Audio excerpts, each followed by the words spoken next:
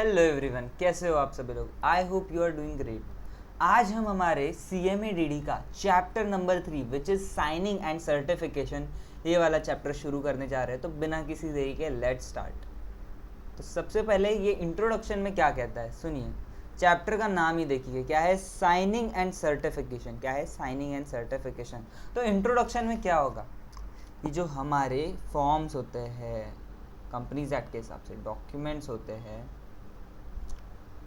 इसको जब हम ROC के सामने फाइल करते हैं, ROC के साथ में फाइल करते हैं, तो आपको थोड़ा बहुत पता होगा। जो लोग एटलीस्ट किसी फर्म में या कंपनी में काम करते हैं उनको तो पक्के से पता होगा, बट जो लोग नहीं करते हैं उनको बता देता हूँ कि ROC के पास जब भी एक फॉर्म जाता है तो उसमें DSC digital signature certificate attach करके हम हमारे जो फॉर्म्स एंड डॉक्यूमेंट्स है तब सबमिट करते हैं।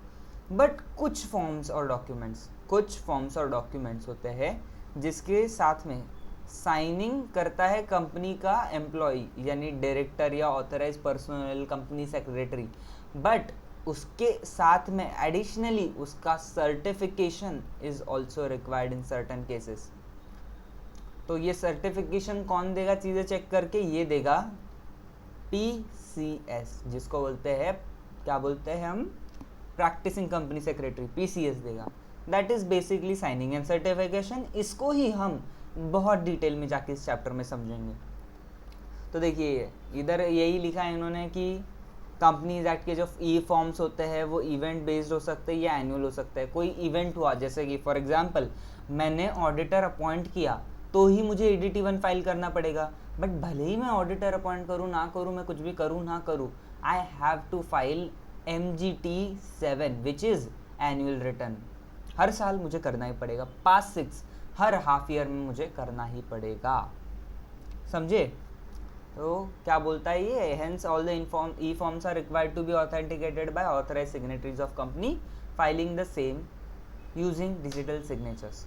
MC has interested practicing professionals like members of ICS company secretary with responsibility of certifying the compliance and ensuring reliability of documents filed with by companies with MCA in electronic mode and also ensuring proper due diligence of the same. Simple.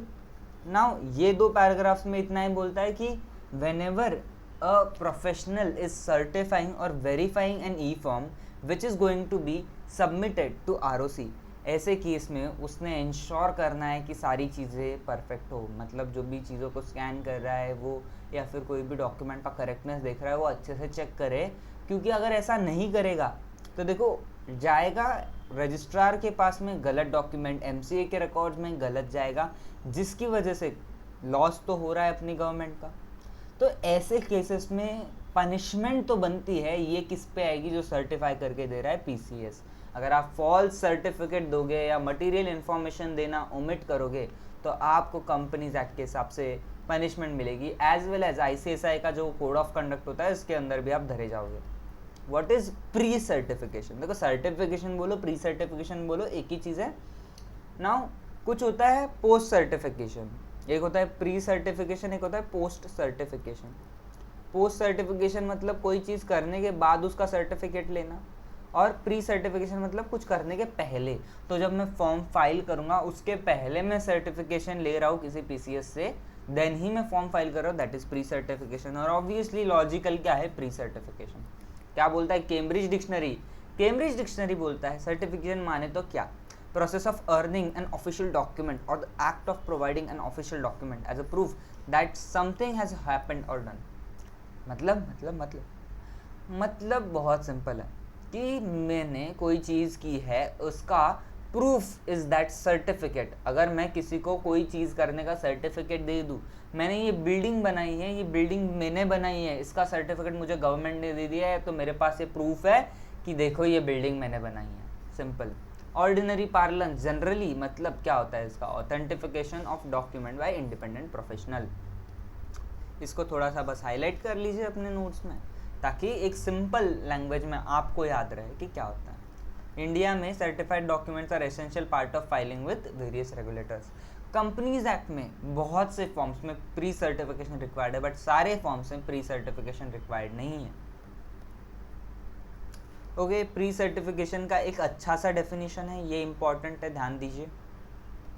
It means certification of correctness of any document by professional including PCS before it is filed with ROC in terms of companies act. मैं अगर PCS हूँ तो मेरे हिसाब से certification का क्या मतलब है, कि ROC के पास में जो भी डॉक्यूमेंट जा रहा है उसकी करेक्टनेस वेरीफाई करके मैं उसको सर्टिफाई करूँगा।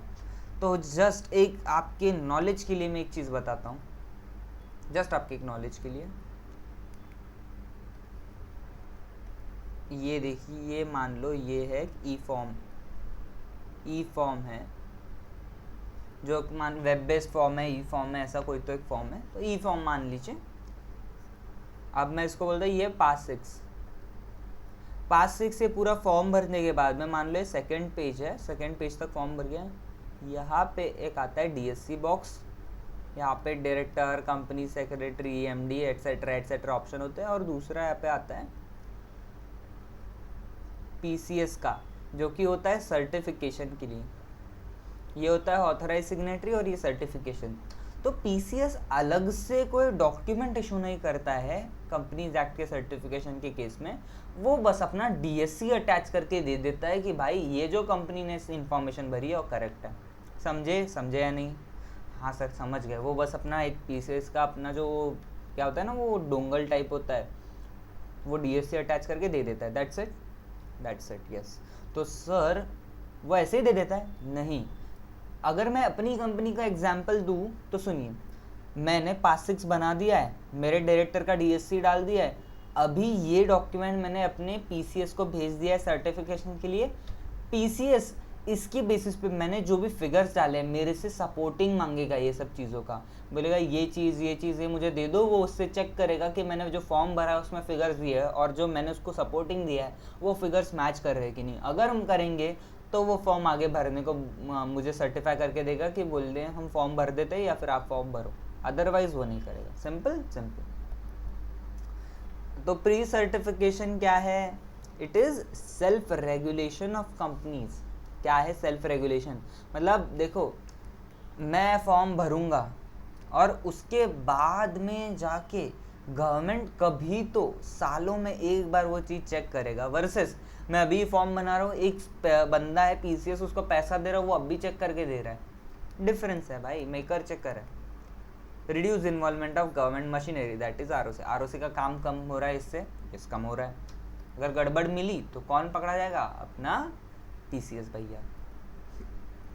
तो ये once an e form has been certified by professional towards its authenticity based on particulars obtained contained in the books of accounts records of company, it can be taken on record without further examination। मतलब simple है, जो ऊपर बोला है नीचे वही, कि ROC को इसको देखने की ही जरूरत नहीं है। सिंपल। अब आते हैं ये वाले पार्ट पे, the authentification of document as per registration officers and fee rules 2014। Rules क्या बोलते हैं? 1 to 5 सिंपल सी चीज़ बोलते हैं कि कोई भी इलेक्ट्रॉनिक फॉर्म है आपकी कंपनी का, कोई भी इलेक्ट्रॉनिक फॉर्म है, तो आपका ऑथराइज्ड सिग्नेटरी है ना, वो अपना DSC लगा के ही उसको ऑथेंटिकेट करेगा। इलेक्ट्रॉनिक फॉर्म है, उसको प्रिंट लेके उस पर हाथ से सिग्नेचर करना will not be considered valid. क्यों? क्योंकि rule 8 of registration office and fee rules 2014 ये बोलता है। समझे? सिंपल बात है, इतना दिमाग में आ गया। तो ये ऑथराइज सिग्नेटरी कौन कौन होते हैं? MD, कंपनी का कोई अदर डायरेक्टर, कंपनी सेक्रेटरी, या कोई भी मैनेजरियल पर्सनल जिसको बोर्ड ऑफ डायरेक्टर्स ने अथॉरिटी दे के रखी हो। अगर कोई डायरेक्टर चेंज हो गया है, कंपनी सेक्रेटरी चला गया है, तो जो भी बचे हुए लोग होते हैं कंटिन्यू है वो सर्टिफाई करेंगे। सिंपल। मान लो CS के पास में अथॉरिटी थी, CS चेंज हो गया तो जो नया CS है उसके हाथ में अथॉरिटी आ जाएगी। पर मान लो मैंने रेजोल्यूशन में पिछले CS का नाम था मिस्टर AB, नए CS का नाम है CD, तो मेरे पिछले रेजोल्यूशन में मैंने लिख के रखा था कि mister AB will be filing forms, but अभी नया CS आया, बट मैंने अभी तक रेजोल्यूशन पास नहीं किया है, मेरा फॉर्म ड्यू है, क्या करेंगे? तो कंपनी एक्ट के हिसाब से ये MD, डायरेक्टर, अदर लोग भी ये फॉर्म फाइल कर सकते हैं। सिंपल। फिर रेगुलेशन अपना रूल 8.6 क्या बोलता है? 8 सब रूल 6 बोलता है कि कोई भी स्कैन्ड इमेज होगी आपकी कोई भी डॉक्यूमेंट की, जो आप एज अ प्रूफ रख रहे हो, कोई भी स्कैन्ड इमेज ऑफ डॉक्यूमेंट आप प्रूफ रख रहे हो, तो स्कैन सिर्फ और सिर्फ ओरिजिनल साइंड डॉक्यूमेंट का ही होना चाहिए। मतलब सर देखो, मैंने एक डॉक्यूमेंट है जिसका स्कैन लिया, उस पर एक सिग्नेचर है बराबर, वो डॉक्यूमेंट ठीक है।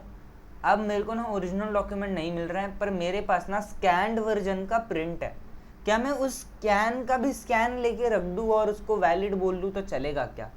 नहीं चलेगा, समझे। आपको ओरिजिनल साइन डॉक्यूमेंट्स का ही स्कैन रखना पड़ेगा और आपका ओरिजिनल डॉक्यूमेंट भी आपके बैकअप में होना चाहिए। Simple simple. क्या 8.7 बोलता है कि जो भी बंदा साइन कर रहा है वो फॉर्म को, और जो भी बंदा जो प्रोफेशनल है वो सर्टिफाई कर रहा है, उन दोनों की रिस्पॉन्सिबिलिटी ये बनती है कि ये इंश्योर करना है कि उस फॉर्म में जो जो अटैचमेंट रिक्वायर्ड है सब चले गए हैं। सर अटैचमेंट क्या होता है? आपको हर बच्चे को नहीं पता होता है भाई अटैचमेंट क्या होता है। वो तो अभी भी CS में बस एक स्टूडेंट है, वो अभी एक क्या बोल सकते हैं, प्रैक्टिसिंग प्रोफेशनल नहीं है, वो ट्रेनी भी नहीं है, उसे कैसे पता होगा। तो जो अपने ई फॉर्म्स होता है ना, ये अपना जो ई फॉर्म होता है, आप बोल रहे हो इस सब में हम इंफॉर्मेशन हाथ से भरेंगे, बट अगर मैंने बोल दिया है कहीं पे कि अपॉइंटमेंट हुआ है ऑफ डायरेक्टर AC नाम का एक डायरेक्टर है, उसका अपॉइंटमेंट हुआ है, उसका बोर्ड रेजोल्यूशन किधर है भाई? बोर्ड रेजोल्यूशन तो मैंने उसका CTC बनाया उस बोर्ड रेजोल्यूशन का, उसको PDF में कन्वर्ट करके यहाँ पे एक अटैचमेंट का कॉलम होगा उसमें अटैच कर दिया, इसको बोलेंगे अटैचमेंट, समझे? सिंपल। तो PCS while exercising due diligence need to be keen and alert while certifying forms with their eyes wide open। भाई आंखें खुली होके करना है, गलती से आंखें बंद करके ऐसा सर्टिफाई करोगे तो चलेगा नहीं। अंधों को तो PCS नहीं बना सकते, ऐसा ये बोलना चाहते हैं बेसिकली, आइज वाइड ओपन, कुछ भी लैंग्वेज है। They should not merely restrict themselves to the content of the form along with mandatory attachments. They need to focus whether substantial laws were complied or not. They should exercise vigilance in circumstances such as management dispute, regulatory complaints, investor complaints. ये सब चीज़ें भी देखनी है। Law बोल रहा है 1 2 3, इतना देख के ही सर्टिफाई नहीं करना है। अगर इसके अलावा उसको लग रहा है कि ओ नो 4 भी कंसिडर करना चाहिए तो उसने 4 कंसिडर करना है, वरना उसके सर्टिफिकेशन के बेसिस पे फॉर्म को सही मान लेंगे और पता चलेगा गड़बड़ है। While certification of e-form declaration is given by certifying professional which is as follow। तो यह declaration कोई पेपर पे अलग से नहीं जाता है, usually this is part of form in which certification is there। तो ये उसमें होता है, लिखा हुआ ही होता है, समझे? Got it? Unless and until वो ई फॉर्म का पार्ट ना हो, उसको अलग से देना पड़े तो देगा वो, जैसे MGT 8 का भी हो सकता है। ओके ना, ये एक बस सुंदर सी लैंग्वेज है कि देखो, pre certification of forms is not a routine और mechanical exercise but is a serious and involve work calling for a sound application of mind in verifying the avertments made in the respective forms after due consideration of act और rules।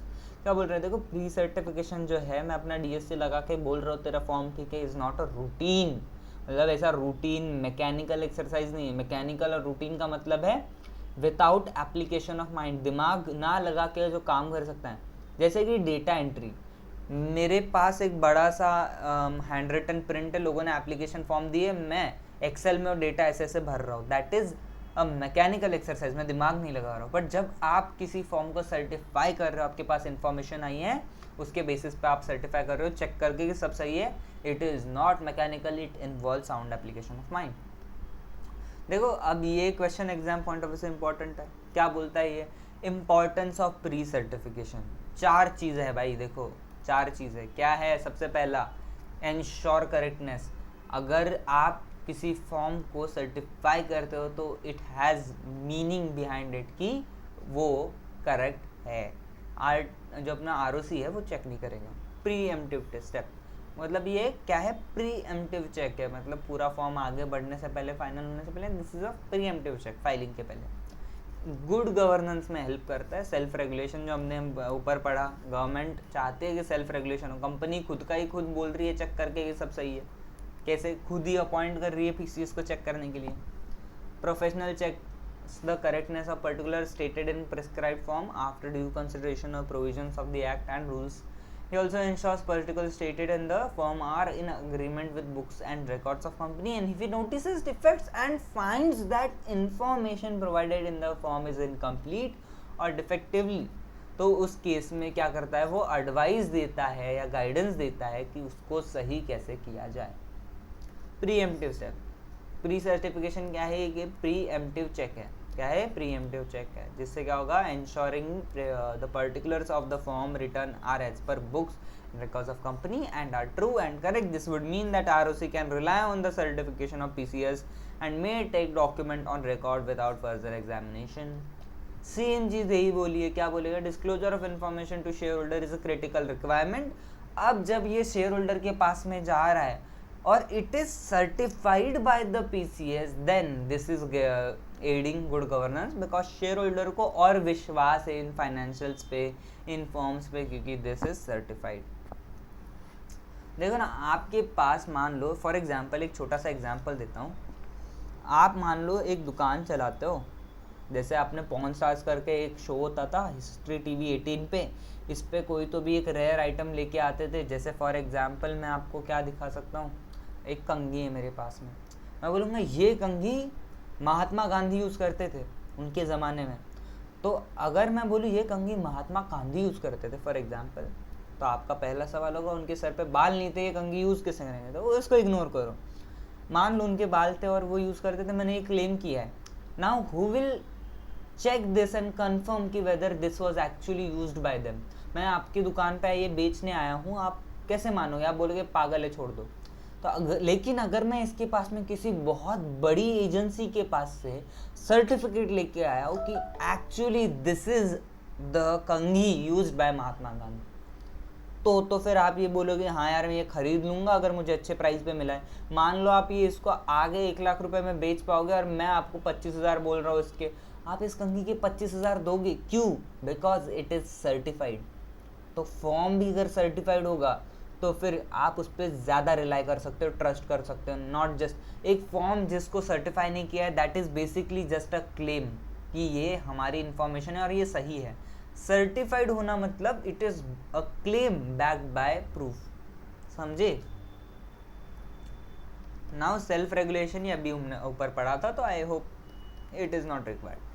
Forms and returns जो कि जिसमें हमको pre certification करना पड़ता है, INC 28, 22, 28, ये सब। जैसे declaration prior to commencement of business, आप बिजनेस करो उसके पहले, आपने कंपनी ओपन कर दी है, आपका बिजनेस कमेंस होने से पहले आपको एक डिक्लेरेशन देना पड़ेगा ROC को। कमेंसमेंट के पहले बोलता है, बट कमेंसमेंट के बाद भी थोड़ा बहुत टाइम देता है, 60 डेज और something. INC 22 change in registered office, आपका रजिस्टर्ड ऑफिस चेंज हो रहा है कहीं पे, दैट रिक्वायर्स। 28 कोई भी NCLT का ऑर्डर होगा या कोई भी कोर्ट का ऑर्डर होगा, आपको ROC के पास में 30 डेज में फाइल करना पड़ता है।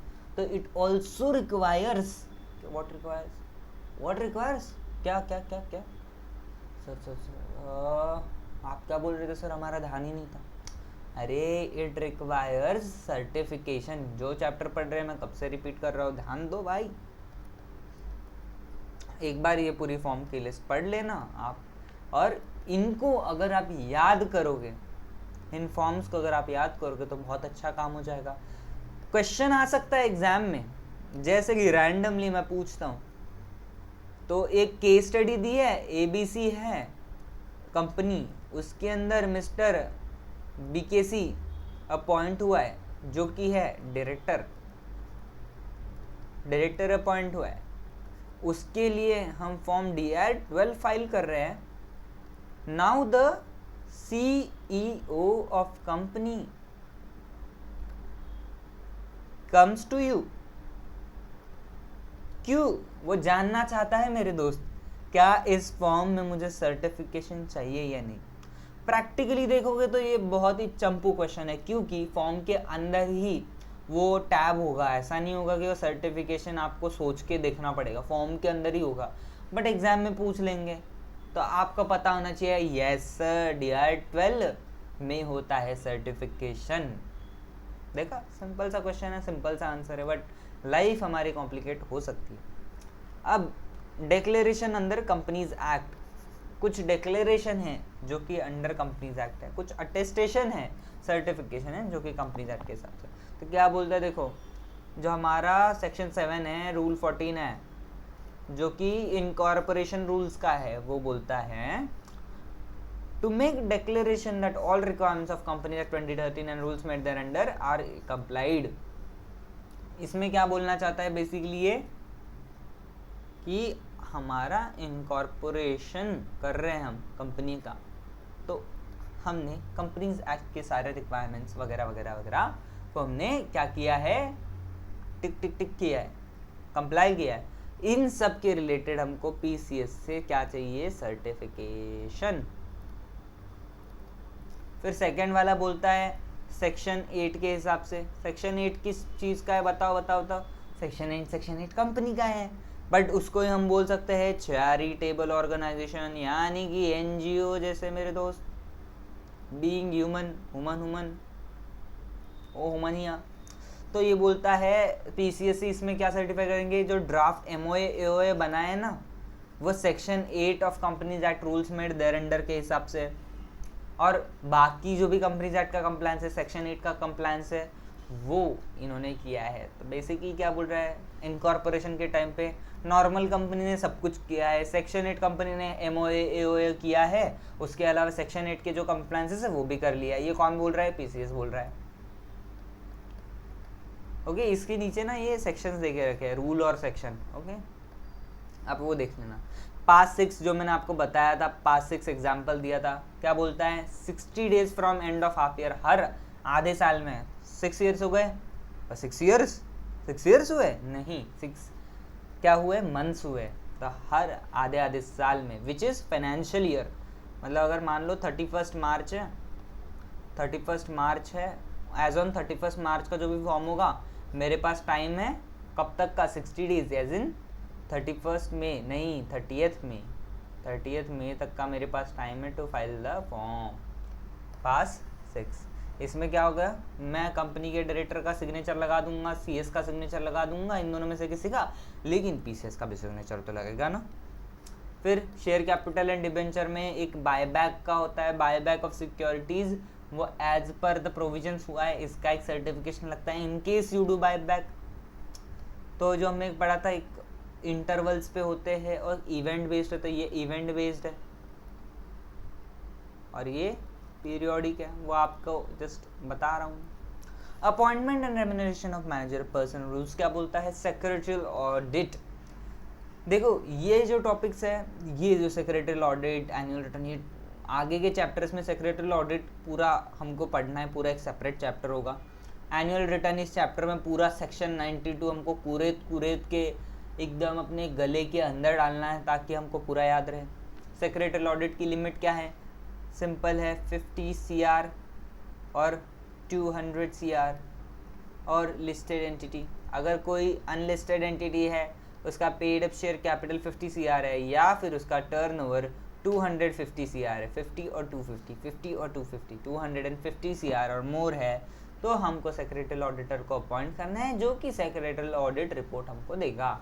दैट इज, देखो audit report is also certification of certain things, समझे। कंपनीज मैनेजमेंट एंड एडमिनिस्ट्रेशन क्या होता है, एनुअल रिटर्न जो होता है, एनुअल रिटर्न उसको सर्टिफाई करवाना है, कैसे, MGT 8 में। कौन करेगा, लिस्टेड कंपनी करेगी। उसके अलावा अगर कोई कंपनी है जिसका पेड अप शेयर कैपिटल है 10 करोड़ और मोर और टर्नओवर है 50 करोड़ और मोर, 50, 250, 10 और 50, ऐसे अलग अलग लिमिट्स हैं, इनको हम एक बार में पूरा रिवाइज करने की कोशिश करेंगे after this chapter and, but अभी के लिए ध्यान दीजिए। फिर एक ना स्क्रूटनाइजर अपॉइंट करना होता है, जब भी आप मान लो शेयर होल्डर्स की मीटिंग लोगे, उसमें ई वोटिंग होगा, ई वोटिंग जो होगा, कंपनी को वोट्स आएंगे, चेक कौन करेगा, स्क्रूटनाइजर, वो जो चेक करता है ना, वोट्स गिनना है, सब सही से आया है, कोई बैलेट वगैरह हुआ था वोटिंग में, ई वोटिंग में किसी कंपनी के बंदे ने गड़बड़ ना कर दी हो, ये सब चेक करने का काम स्क्रूटनाइजर होता है। वो स्क्रूटनाइजर नॉर्मल केसेस में पीसीएस स्क्रूटनाइजर होता है।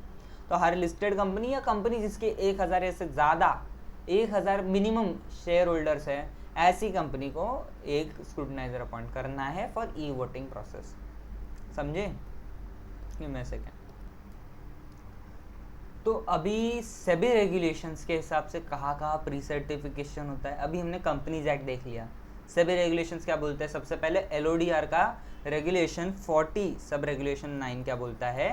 देखो एक कंपनी है ना, लिस्टेड एंटिटी, वो शेयर ट्रांसफ़र जो प्रोसेस है उसके लिए दो चीज़ें कर सकती है। एक तो इन हाउस रख सकती है, मतलब खुद के ही कंपनी में कोई डिपार्टमेंट है जो ये काम करेगा, या फिर किसी आउटसाइडर को ये काम दे दे, जैसे शेयर ट्रांसफ़र एजेंट, जैसे RTA. Simple, most of the companies do that. वो आरटीए अपॉइंट कर ले कि कंपनी का इन हाउस भी होता है, बाहर का भी होता है, दोनों कर सकती है, दोनों में से एक कर सकती है।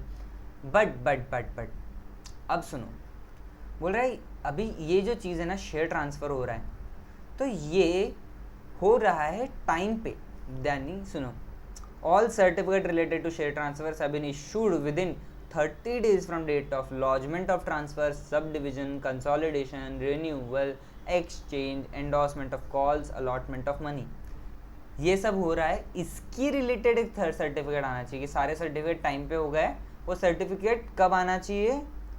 मेरा FY एंड, यानी साल ख़त्म होने के 30 days से 30 days में PCS विल सर्टिफाई। क्या सर्टिफाई करेगा? कि ये सब टाइमली मेरा लॉजमेंट वगैरह ये सब हो गया है। सिंपल। फिर सेक्रेटरी ऑडिट जो अभी हमने ऊपर पढ़ा था, same but as per LODR। LODR भी बोलता है secretary audit as per regulation 24A is mandatory for listed entity. फिर regulation 55A depositories and participant regulation 2018 क्या बोलता है? कि स्टॉक एक्सचेंज को क्वार्टरली एक ऑडिट रिपोर्ट देगा PCS। किस बात की? Reconciliation of issued capital. Reconciliation of issued capital RIC किसको, कौन देगा? Listed entity. किसको देगा? स्टॉक एक्सचेंज को। क्या देगा? इस चीज़ का एक ऑडिट रिपोर्ट बाय PCS। फिर रेगुलेशन 76 क्या बोलता है डिपॉजिटरीज एंड पार्टिसिपेंट रेगुलेशंस का?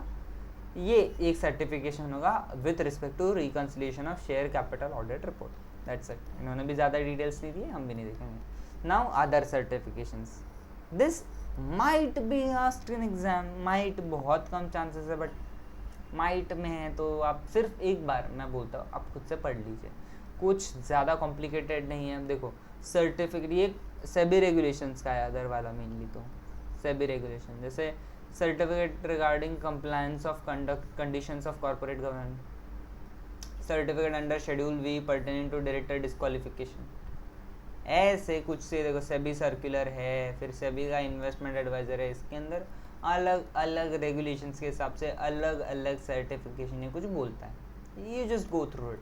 नाउ एक केस लॉ है, पढ़ते हैं। सेबी वर्सेस शंकर। क्या केस लॉ है भाई? शंकर नाम का कोई जेनेरिक नाम लेके आया है बंदा, सेबी वर्सेस शंकर। क्या बोलता है? SAT came to conclusion that the role of compliance officer was limited to redressing grievance of investor and is nowhere responsible for false or misleading open offer made by company. Apex court यानी Supreme Court held that crucial point which had been missed by SAT was that compliance officer was also required to ensure compliance with buyback regulation as expressly stipulated by regulation 19(3) of buyback regulation. This decision of SAT was set aside. तो पहले SAT बोलता है कि compliance officer ने तो बस grievance को redress करना है, अगर ओपन ऑफर में कुछ इधर उधर हो गया तो कंपनी कंप्लायंस ऑफिसर की थोड़ी गलती है। तो फिर आके अपना सुप्रीम कोर्ट बोलता है उसको कि देख सैट, कंप्लायंस ऑफिसर नाम में ही कंप्लायंस है, तो उसको ये इंश्योर करना है कि पूरा रेगुलेशन की चीज़ें सही से हो रही है।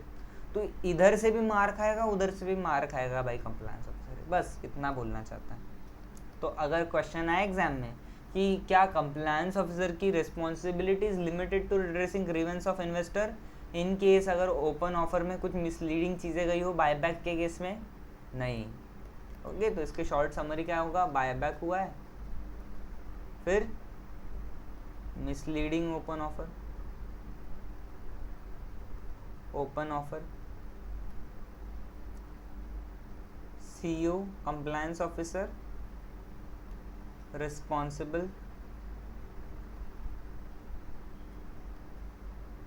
not just क्या बोल सकते हैं इसको,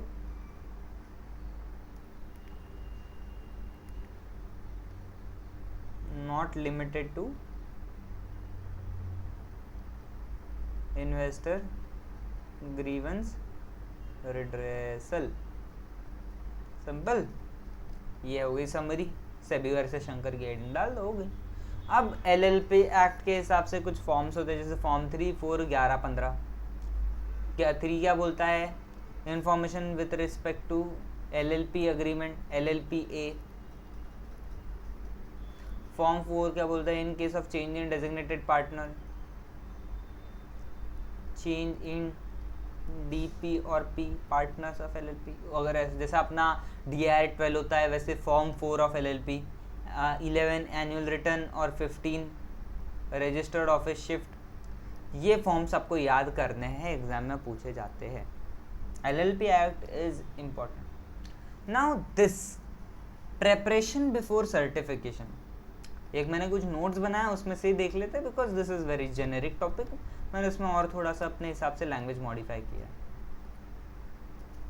ये सब आपको मैं बाद में लिखने को बोल देता हूँ, बट आई गेस अभी ही लिखने को बोल देता हूँ। तो आप एक बार बस अपनी स्क्रीन्स पे लगा तो स्क्रीनशॉट लिख दीजिए, या फिर पॉज करके लिख लीजिए। ये आपके मॉड्यूल का ही कंटेंट है शॉर्ट में। नाउ दिस, इसका एक स्क्रीनशॉट या जैसा लिखना लिख दीजिए। ये authentication of document under rule 8 of companies registration office and fees rules 2014। फिर रूल्स के short summary, e forms to be authenticated by MDCS authorise representative, या फिर AS लिख देते हैं इसको, authorise signatory by DSE। DSE नहीं है वो, DSC है। फिर 8.6 क्या बोलता है? स्कैंड में should be of original sign document only. 8.7 signatory and certifying professionals to ensure all relevant documents. Now declaration, attestation and certification under Companies Act। देखो इनकॉर्पोरेशन रूल्स में क्या बोलता है? डिक्लेरेशन देगा कि compliance of companies act and rules सब सही है। सेक्शन 8 के हिसाब से MOA बना है, कंपनीज एक्ट की रिक्वायरमेंट्स कंप्लाई हुई है। पास 6 क्या बोलता है? हर अनलिस्टेड कंपनी का काम है पास 6 फाइल करना, हाफ ईयर एंड होते हैं 60 डेज में। शेयर कैपिटल डिबेंचर रूल बोलता है certifying that buyback is done as per act and rule. फिर appointment and remuneration of MP rules 2014 क्या बोलता है? सेक्रेटरियल ऑडिट रिपोर्ट होनी चाहिए। अब किसकी होनी चाहिए वो आगे के चैप्टर्स में जाएंगे, तो इधर नहीं लिखा है। मैनेजमेंट एंड एडमिनिस्ट्रेशन रूल्स क्या बोलता है? Certifying that annual return of listed company, उसका सर्टिफिकेशन है MGT 8। फिर स्क्रूटिनाइजर अपॉइंट होगा लिस्टेड कंपनी और कंपनी विद 1000 और मोर शेयर होल्डर्स। बस अभी एक बात याद रखना, कंपनी के रूल्स का जब भी लिखोगे तो उसका फुल फॉर्म लिखना है। मैंने जैसा लिखा है शॉर्ट में लिखा है, कंपनीज इनकॉर्पोरेशन ब्रैकेट में रूल्स 2014। वही पास रूल्स, ऐसा नहीं, कंपनीज पास रूल्स 2014 ऐसा। तो पास का फुल फॉर्म लिख देना, सिंपल। वही सारे इसका लिख देना, ओके। फिर ये प्री सर्टिफिकेशन जो अभी हमने पढ़ा था सेबी रेगुलेशन वाला, LODR का कुछ 49 में क्या बोलता है? शेयर ट्रांसफ़र हो सकता है एजेंट या इन हाउस, और एजेंट या इन हाउस होगा तो and of financial year and होते 30 दिन में PCS का सर्टिफिकेशन जाना चाहिए कि ऑल सर्टिफिकेट इशू हुए with in 30 days of lodgement of transfer, sub division, consolidation, renewal, exchange और एंडोर्समेंट ऑफ कॉल, अलॉटमेंट और मनीज। फिर 24 है सेक्रेटरी ऑडिट रिपोर्ट, डिपॉजिटरी वाला। लिस्टेड एंटिटी सबसे पहले क्वार्टरली ऑडिट रिपोर्ट देगा by PCS on reconciliation of paid up share capital to stock exchange. फिर regulation 76 बोलता है reconciliation of share capital audit report. फिर ये प्री सर्टिफिकेशन जो अभी हम देखेंगे, प्रेपरेशन बिफोर प्री सर्टिफिकेशन क्या बोलता है? सबसे पहले कंप्लायंस हो रहा है कंपनीज एक्ट और रूल्स का, ये चेक करेगा सबसे पहले इसमें। फिर getting familiarise with actual practices followed, तो कंप्लायंस, इसको दो चीज़ें ध्यान में रखनी सबसे पहले, कि उसको कंपनीज एक्ट और कंपनीज रूल्स का इम्पॉर्टेंट नॉलेज है, सही चीज़ों का सारा। फिर वो कंपनी की प्रैक्टिसेस जो यूज़ होती है उसको समझ ले रहा है, getting familiarise with actual practices followed by company. उसके बाद ही वो कोई चीज़ सर्टिफाई कर पाएगा। अभी कैसा होता है, कंपनीज एक्ट में कोई चीज़ क्लियर नहीं होती है, तो 10 कंपनीज में से 2 कंपनी एक अलग प्रोसेस फॉलो करता है, 8 कंपनी अलग करता है। तो आप ये नहीं बोल सकते कि ये कंपनी अलग करता है इसलिए तू गलत कर रहा है। आपको फेमिलराइज होना पड़ेगा कंपनी क्यों वो प्रैक्टिस फॉलो कर रहा है। फिर जब भी ये सर्टिफिकेशन करेगा, पहली चीज़ इंश्योर करना है किसी भी चीज़ को उसने सर्टिफाई नहीं करना है विदाउट गेटिंग मतलब approval of board of director. कैसे लेगा? एंगेजमेंट लेटर या कोई बोर्ड रेजोल्यूशन होना चाहिए जिसमें अथॉरिटी दी है कि this PCS can certify this appointed as certifying whatever PCS ऐसा अपॉइंट किया सेक्रेटरी ऑडिटर या वॉट एवर। अगला, मेंटेन फिजिकल और scanned copies of all verified documents. Copies इधर आप लिख लीजिए, copies.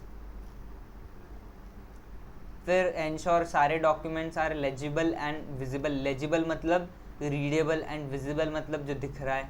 Verify documents from original documents of company. आपके पास कुछ एक डॉक्यूमेंट दिया है स्कैन वाला, तो आप उनसे ओरिजिनल मांगो टू चेक। फिर correction of records and material departure of act, इस पे ध्यान रखो। Ensure form is signed by authorise personal. अरे भाई ऐरा गैरा नतू गैरा किसी ऑफिस बॉय से ही साइन करवा दिया फॉर्म, अरे ऐसे थोड़ी चलता है। आप चेक करो ये सिग्नेचर जो लिखी है क्या वो कंप्लायंस ऑफिसर की है, क्या वो डायरेक्टर की है। Be aware of all relevant provisions of companies act, rules made there and process followed by company. पहला पॉइंट जो है वही मैंने फिर से लिखा है। ये क्यों लिखा है? ये मॉड्यूल में लिखा है, but this is preparation before pre certification. If you want to modify, please free. Now ये हमको कुछ चीज़ें पढ़नी है which is very small stuff. ये हमने पढ़ लिया है, अभी ये पढ़ेंगे। Common errors notice in filing. क्या क्या गलतियाँ करते हैं लोग ई फाइलिंग करते हैं। ई फाइलिंग क्या है? ई फॉर्म को फाइल करना। देखो भाई बोल रहे हैं इनका जो डीएससी है वो रजिस्टर्ड ही नहीं है, एक्सपायर्ड है। मतलब सर मतलब जो हमको डीएससी मिलता है वो परमानेंट नहीं होता है। देखो डीएससी का ना एक टेन्योर है, मान लो 5 इयर्स का लेके रखा है कि 5 साल तक ये डीएससी वैलिड है, 5 साल बाद आप इसको रिन्यू करवा सकते हो। तो अगर आपका ये टेन्योर ख़त्म हो गया है तो आपका डीएससी चलेगा ही नहीं, या फिर आपका डीएससी आपने रजिस्टर नहीं किया है अब तक। कि अगर मैंने ना मेरे नाम का डीएससी ले लिया, मयूर माइकर नाम का डीएससी है मेरे नाम का, मेरा सिग्नेचर करता है, मेरे पास डीएससी है, बट क्या एमसीए को पता है ये मेरा डीएससी है? Good point sir, good point. MCA को तो नहीं पता है। तो एमसीए पे रजिस्टर डीएससी करके एसोसिएट डीएससी, रजिस्टर डीएससी ऐसा एक फंक्शन होता है, उस पर पहले आपको जाके आपका डीएससी एसोसिएट करवाना होगा, फिर ही वो रजिस्टर्ड होगा। समझे? Simple. Size of form in excess of size requirement. MCA बोल रहा है 2 MB का ही हम अटैचमेंट या फॉर्म ले सकते हैं, आप दे रहे हो 20 MB, कैसे जाएगा? ये छोटी मोटी गलतियां लोग करते, बोलते फॉर्म अपलोड नहीं हो रहा है, फॉर्म अपलोड नहीं हो रहा है। क्यों नहीं हो रहा है भाई? तुम पढ़ते नहीं हो ना। Payment of challan is not done before expiry date. आपका फॉर्म फाइल हो गया, आप ना लेट फीस मतलब लेट फीस भी नहीं बोल सकते, आपका फॉर्म फाइल होने के बाद में फ़ीस पे कर सकते हो। तो आपने उसको एक्सपायरी डेट से पहले पेमेंट नहीं किया, ये लोग गलतियाँ करते हैं। Form are not verified before e filing. Verify ही नहीं किया है फॉर्म को बिफोर ई फाइलिंग। वेरीफाई मतलब सर्टिफाई करवाया नहीं है आपने। मैंने पीसीएस का डीएससी नहीं लगाया और मेरा फॉर्म चला गया, ऑब्वियसली नहीं जाएगा। Duplicate payments have been done, मतलब पेमेंट कर दिया मैंने, मान लो मेरा फॉर्म का 360 हो रहा था, पेमेंट कर दिया, फॉर्म आगे मुझे बढ़ता हुआ दिखा नहीं, मैंने फिर से पेमेंट कर दिया, डुप्लीकेट पेमेंट्स हो गया। अभी एमसीए को कन्फ्यूजन है किसका फॉर्म के लिए डबल पे कर रहे हैं। Incorrect particulars in the form, but ये हार्डली कोई करता होगा, आई डाउट। इनकरेक्ट पर्टिकुलर्स, गलत information, older version of Java and Adobe. देखो इम्पॉर्टेंट चीज़ टू नो इज़ कि आपके एमसीए के जो फॉर्म्स होते हैं ना, वो एज ब्राउज़र, क्रोम, इनमें ओपन नहीं होते हैं। वो कहाँ ओपन होते हैं? वो ओपन होते हैं हमारे एडोबी में, और ओपन के साथ में एडिट भी उधर होता है। कुछ जो ई फॉर्म्स है जो आप भरते पोर्टल पे और डाउनलोड करते हो अपने सिस्टम में फॉर अटैचिंग डीएससी, वो एज में ओपन हो जाएगा, बट आप उसमें डीएससी नहीं लगा सकते हो। क्रोम में भी ओपन हो जाएगा, डीएससी नहीं लगा सकते हो। डीएससी लगाना है तो एडोब ओनली। कुछ कंसिडरेशन है in filing of E form. तो मैं तो बोल रहा हूँ, अगर आपका कोई दोस्त है जो फर्म में काम करता है तो आप उसके साथ बैठ के एक बार देख लीजिए फॉर्म कैसे फाइल होता है, या फिर यूट्यूब पे थोड़ा सर्च कीजिए कि एक कोई फॉर्म है, how to file this form, उसका ट्यूटोरियल मिल जाएगा। एक बार देख लोगे तो आपको पूरा समझ जाएगा कि ये जो चीज़ है वो क्या है। कि ए फाइलिंग करने से पहले आपको इंस्ट्रक्शन किट में जाना है। आपका जो फॉर्म है, मान लो मेरा MGT7 है, तो आपको फॉर्म डाउनलोड करने को मिलता है, उसी के पास में उस फॉर्म का इंस्ट्रक्शन किट होता है। उसको पढ़ोगे तो समझ में आएगा MGT7 में हर चीज़ जगह पे क्या क्या इन्फॉर्मेशन भरनी है और वो अपलोड कैसे करना है। डिन मैंडेटरी होता है अगर आप फाइलिंग कर रहे हो तो, DSC मैंडेटरी होता है अगर आप फाइलिंग कर रहे हो तो, और DSC should be registered. Master data check करो कंपनी का before filing any documents. Attachments to the document should be complete, all pages should be numbered and in order. मतलब अगर पहले 3 कॉलम से 3 अटैचमेंट मांग रहा है, पहले बोल रहा है CR, मैंने ना ऊपर लिखा है, पहला मेरा अपॉइंटमेंट ऑफ डायरेक्टर, दूसरा मेरा अपॉइंटमेंट ऑफ सेकंड डायरेक्टर, इसके 2 CR है, मतलब CTC है, तो मैंने CTC सेकंड डायरेक्टर का पहले लगा दिया, CTC दूसरे डायरेक्टर का पहले डायरेक्टर का सेकंड नंबर पे लगा दिया। That is not a good practice. आपको ऐसे ही ऑर्डर में लगाना है जिस ऑर्डर में आप उसको इन्फॉर्मेशन फिल कर रहे हो, या फिर ऐसे ऑर्डर में जिसमें फॉर्म पूछ रहा है। Advisable two forms file early. अरे लोग क्या करते हैं, लास्ट डे तक रुकेंगे, 30 में डेडलाइन है ना, 30 में तक रुकेंगे, 30 में को फाइल करूँगा। क्यों? जल्दी कर लो वरना लेट फीस लग जाएगी। Adequate care shall be taken to ensure सारी एंट्रीज भर गई है, कहीं पे आप कुछ मिस नहीं कर रहे हो, सपोर्टिंग आपने दे दिया। ऑप्शन फॉर रिविजन और cancellation of E form is not available.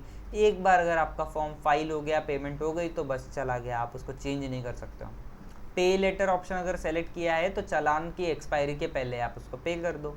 जैसा कि अभी हमने ऊपर बात किया था, लोग चालान पे ही नहीं करते टाइम पे लेटर के इसमें। As a trusted advisor of company, keep track of various reportable events and advise company regularly to file requisite form to avoid penalty. पर क्यों? ये तो नॉर्मल भी काम है।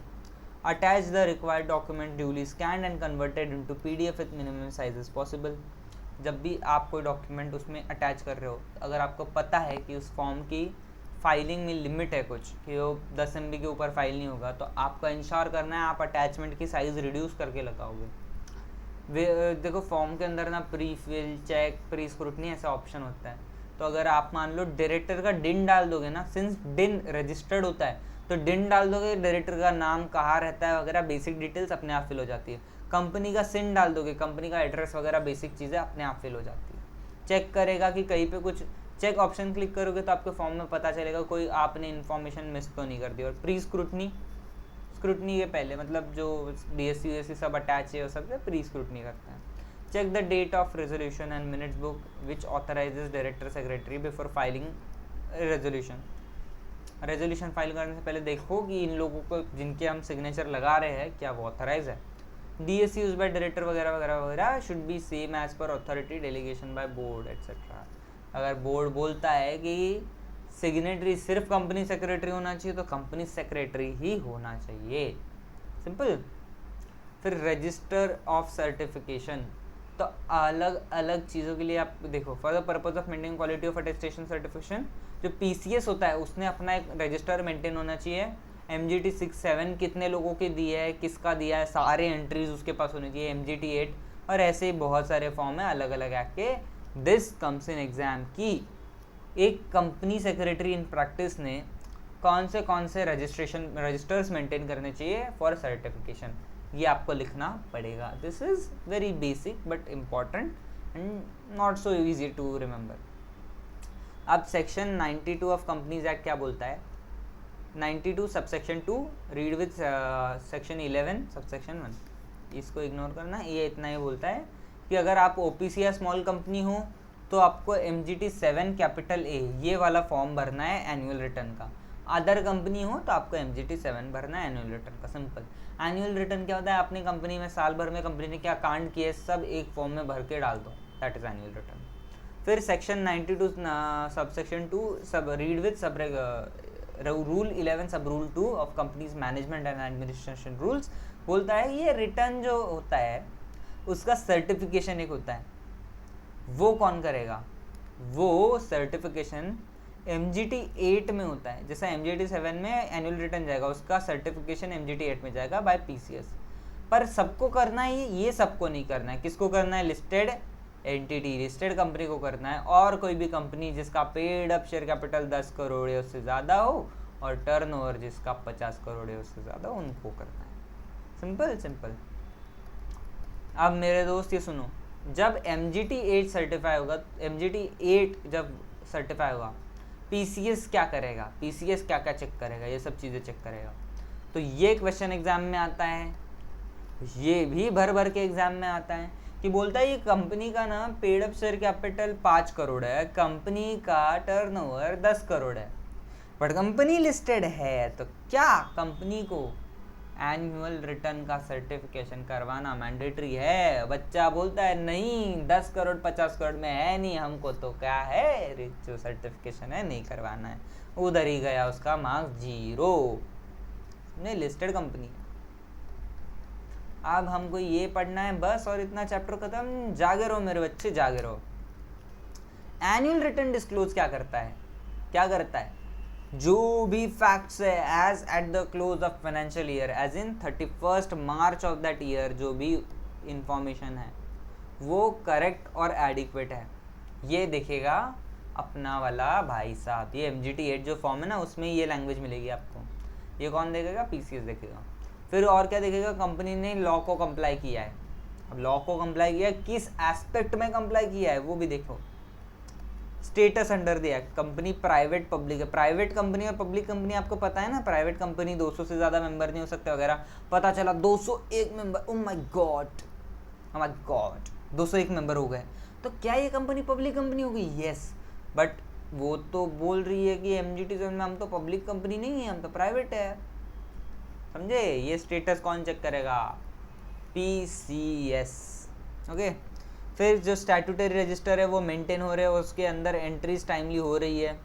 फिर उसके अलावा फॉर्म फाइलिंग जो है वो बियॉन्ड या विद इन टाइमलाइन हो रहा है। किसके साथ में? ROC, RD, central government, NCLT, court, other authority. फिर सेम जो कंपनी की AGM है, बोर्ड मीटिंग है, कमिटी मीटिंग है, ये सही टाइम पे कन्वीन हो रही है एज पर कंपनीज एक्ट और नॉट। उसके रिलेटेड नोटिस टाइम पे जा रहा है कि नहीं, उसके अंदर जो मिनट्स बनते हैं मिनट्स सही से बन रहे हैं कि नहीं, ये सब कौन देखेगा? वो देखेगा अपना कंपनी सेक्रेटरी इन प्रैक्टिस। फिर जो closure of register of member या सिक्योरिटी होल्डर है सही हो रहा है। क्लोजर क्यों होता है सर? क्लोजर होता है रिकॉर्ड डेट निकालने के लिए। रिकॉर्ड डेट क्या होता है सर? मैं बोल रहा हूँ मैं बोनस इशू करूँगा, बोनस इशू दूंगा लोगों को, पर वो रिकॉर्ड डेट पे जो शेयर होल्डर होंगे उनको ही दूंगा, तो मुझे क्लोजर तो करवाना पड़ेगा, तो उस डेट के हिसाब से मैं closure of register of member करूँगा। फिर सेक्शन 185 का हिसाब से एडवांस लोन जो दिए जाते हैं डायरेक्टर को या कोई भी इंटरेस्टेड पर्सन को, वो सब कैसा है, सही से दिया है कि नहीं, एज पर लिमिट्स दिया है कि नहीं, चेक करेगा। रिलेटेड पार्टी ट्रांजैक्शन के कॉन्ट्रैक्ट चेक करेगा। Issue, allotment of transfer, allotment, transfer, transmission, buyback, redemption of preference shares, debenture, alteration और reduction of share capital, conversion of share, security, issue of security वगैरह वगैरह वगैरह, ये सब चीज़ें सही से हो रही है कि नहीं, एज पर प्रोविजन हो रही है कि नहीं, अगर हुई है तो, नहीं तो नहीं। फिर keeping in abeyance the rights of dividend, right of share, bonus share, pending registration of transfer, it's in compliance with act. फिर IPF डिविडेंड, ये सब सही से हो रहा है कि नहीं, अनक्लेम्ड वाला जो डिविडेंड है वो 125 के हिसाब से हो रहा है कि नहीं, ऑडिटेड फाइनेंशियल रिपोर्ट साइंड है कि नहीं, जो 134 के हिसाब से रिक्वायर्ड है, report to directors, report of directors यानी बोर्ड रिपोर्ट, सब हुई है कि नहीं। फिर constitution, appointment, reappointment, retirement, filling up casual vacancy, disclosure of directors की AMP et cetera et cetera et cetera, remuneration, ये सब चीज़ें सही है कि नहीं, as per provisions of companies act है कि नहीं, ये कौन चेक करेगा? PCS चेक करेगा। फिर हमारा ऑडिटर है, उसका अपॉइंटमेंट, रीअपॉइंटमेंट, कैजुअल वैकेंसी, ये हम कौन देखेंगे? ऑडिटर्स का, ये PCS देखेगा। Approval required to be taken from CG, NCLT, RD, ROC, court et cetera, ये हमने लिया है कि नहीं, whether wherever it is required, ये कौन चेक करेगा, पीसीएस चेक करेगा। डिपॉजिट्स का एक्सेप्टेंस, रिन्यूअल, रीपेमेंट कौन चेक करेगा, पीसीएस चेक करेगा। बोरविंग डायरेक्टर से, मेंबर से, public financial institution, bank et cetera, इनसे कैसे कितना लिया है, क्या लिया है, वो सब हमने करेक्टली एनुअल रिपोर्ट में डाला है कि नहीं। फिर हमने creation, modification, satisfaction of charge annual report में सही से डाला है कि नहीं, कौन चेक करेगा, पीसीएस चेक करेगा। लोन इन्वेस्टमेंट गारंटी और सिक्योरिटीज प्रोवाइडेड एज पर 186 सही से है कि नहीं, और एमओए ओल्ड में ऑल्टरेशन किया है क्या, वो हमने सही से लिया है या नहीं, वो देखेगा। Qualification, reservation, adverse remark if any may be stated at the relevant place, stated at the relevant places, ये सब चीज़ें आपको जहाँ जहाँ देनी है वहाँ पे सही से आपके एनुअल रिपोर्ट में आ जाना चाहिए। तो यही आपको शॉर्ट में याद रखना है। अभी जल्दी से जल्दी आगे के नोट्स, ये तो मैंने वही स्क्रीनशॉट लगा दिया है, आपको लिख लीजिए एक के नीचे एक। फिर consideration in filing of E form जो मैंने आपको पढ़ाया वो एक आप लिख लीजिए शॉर्ट में। रजिस्टर ऑफ सर्टिफिकेशन ये पूरा का पूरा लिख लीजिए, इंपॉर्टेंट है। फिर सर्टिफिकेशन ऑफ एनुअल रिटर्न जो टॉपिक है section 92 read with companies act and companies management and administration rules 2014, certification कौन करेगा, पीसीएस करेगा। कौन से फॉर्म में करेगा, एमजीटी 8 में करेगा। तो देखो एप्लीकेबिलिटी क्या बोलता है यहाँ पे, सबसे पहले section 92 read with rules, read with rule 11(1), sorry rule 11(1) और ये रूल 11(2), ताकि बस याद रहे। अगर किसी को करना है तो करो, रूल्स याद करना इज नॉट मैंडेटरी। तो बोल रहा है फॉर्म फॉर एनुअल रिटर्न कौन सा होगा, एमजीटी 7 कैपिटल है, ओपीसी स्मॉल कंपनी, और अदरवाइज जो एमजीटी 7 है अदर कंपनीज का होगा। एमजीटी 7 है इज अब्रिज्ड एनुअल रिटर्न, क्या बोलते हैं इसको, अब्रिज्ड एनुअल रिटर्न, जिसमें इंफॉर्मेशन कम डिस्क्लोज करनी पड़ती है। एमजीटी 7 बनाने में बहुत टाइम लगता है, बहुत सारी इन्फॉर्मेशन होती है, जितनी बड़ी कंपनी उतना ज़्यादा काम। उसमें आपकी बोर्ड मीटिंग कितनी हुई है, कमेटी मीटिंग कितनी हुई है, डायरेक्टर कितने में प्रेजेंट था, डायरेक्टर हर डायरेक्टर के हिसाब से प्रेजेंटी लगानी पड़ती है, बहुत काम होता है। थ्रेशहोल्ड क्या है, थ्रेशहोल्ड लिस्टेड एंटिटी है तो सर्टिफिकेशन करवाना है। अगर कोई भी कंपनी है जिसका paid up share capital 10 crore उससे ज़्यादा है या फिर टर्नओवर 50 करोड़ उससे ज़्यादा है तो एमजीटी 8 में पीसीएस के थ्रू उसको सर्टिफिकेशन करवाना है। Certification as per MGT 8, annual return सारी चीज़ें करेक्टली, फैक्ट्स को करेक्टली एडिक्वेटली डिस्क्लोज करता है as at end of financial year.